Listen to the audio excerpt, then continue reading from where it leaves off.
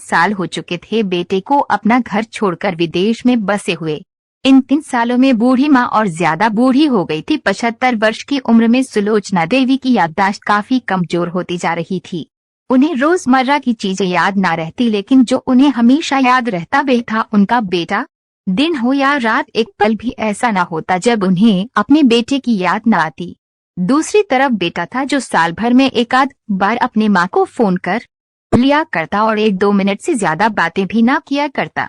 फिर भी यह बूढ़ी माँ टकटकी लगाए अपने बेटे का इंतजार करती रहती। एक दिन बेटे का विदेश से फोन आया। हेलो हेलो, सुन रही हो ना माँ? अनिल बोल रहा हूँ, तुम्हारा बेटा। कैसी हो माँ? मैं ठीक हूँ बेटा, तुम बहू और मेरा पोता कैसा है? माँ ने पूछा। सब अच्छे हैं माँ, मैं अगले हफ्ते गांव आ रहा हूँ माँ तुम्हें लेने। अब हम सब साथ में ही लंदन में रहेंगे।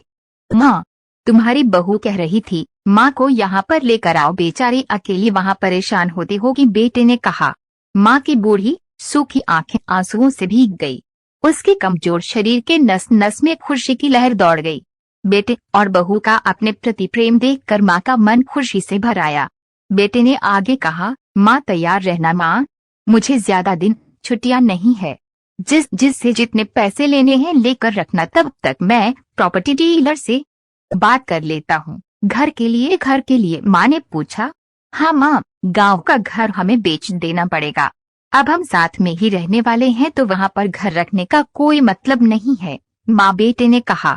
बूढ़ापे की वजह से ठीक से चलने में असक्षम माँ ने पूरे मोहल्ले में घूम घूम कर अपनी इस खुशखबरी को सबको सुनाया। सभी को खुशी हुई, सबको लगा माँ जी के आखिरी दिन अपने परिवार के साथ खुशी से बीत जाएंगे। घर वापस आकर माँ ने अपने घर के कोने कोने को ऐसे देखा जैसे वह अपने दूसरे बेटे को देख रही हो।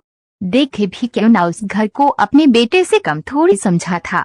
अपने पति के साथ 40 साल यही तो बिताए थे, लेकिन अब मजबूर थी बूढ़ापे के आखिरी साल बेटे और बहू के साथ बिताना चाहती थी। दिल पर पत्थर रखकर घर बेचने के लिए माँ तैयार हो गई। आनंद फानन में बेटे ने घर को आधे दामों पर बेच दिया। माँ ने ज्यादा नहीं, लेकिन जिन चीजों से दिल लगा था उन चीजों को समेटा और बेटे के साथ टैक्सी में बैठकर एयरपोर्ट के लिए चली गई। एयरपोर्ट पर आकर बेटे ने माँ से कहा, माँ तुम यहाँ बेंच पर बैठो, मैं सामान और बोर्डिंग पास की जांच करा कर आता हूँ। वहाँ वक्त लगता है और खड़ा रहना पड़ता है, तुम्हें तकलीफ होगी, तुम यहीं आराम करो। मैं यूँ गया और यूँ आया। माँ बेंच पर बैठ गई और बेटा अंदर चला गया। काफी समय हो गया बेटा वापस नहीं लौटा। माँ सोचने लगी, ज्यादा भीड़ होगी इसलिए देर लग रही होगी। अंधेरा होने को आया, अब तो लोगों की चहलकदमी भी कम होने लगी। माँ को अब चिंता होने लगी। एक कर्मचारी ने आकर पूछा, किससे मिलना है माँ जी आपको? यहाँ पर क्यों बैठी है? डरती हुई आवाज में सुलोचना देवी बोली, मेरा बेटा अंदर सामान की जांच कराने गया है, लंदन जा रहे हैं हम। क्या नाम है माँ जी आपके बेटे का? कर्मचारी ने पूछा। अनिल नाम है मेरे बेटे का, सुलोचना देवी ने बताया।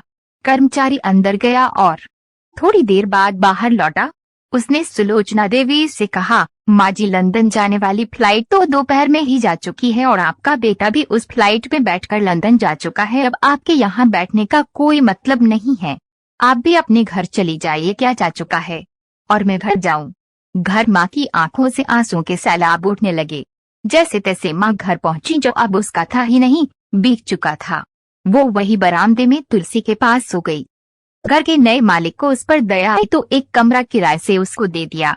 पेंशन के पैसों से खाना और किराए का बंदोबस्त हो जाता था। दिन बीतने लगे। कुछ दिनों बाद घर के नए मालिक ने सुलोचना देवी से कहा, माँ जी आप अपने रिश्तेदारों के यहाँ पर जाकर क्यों नहीं रहती है? इस उम्र में आपके लिए वही अच्छा होगा। अच्छा तो होगा, लेकिन अगर मेरा बेटा वापस आया तो उसका ख्याल कौन रखेगा? मेरा बेटा बहुत भोला है, उसे अपना ख्याल रखना बिल्कुल नहीं आता। मैं कहीं नहीं जाऊंगी, क्या पता कब उसे मेरी जरूरत पड़ जाए, माँ ने कहा। दोस्तों, सच बता रहा हूँ, माँ की ऐसी बातें सुनकर मेरी आंखों में आंसू आ गए। किसी ने सच ही कहा है, पूत का पूत हो सकता है लेकिन माता कभी कुमाता नहीं होती। दोस्तों, आप सभी से हाथ जोड़कर विनती करता हूँ, अपने माता पिता की जितनी हो सके सेवा करना, उनके साथ कभी बुरा बर्ताव मत करना।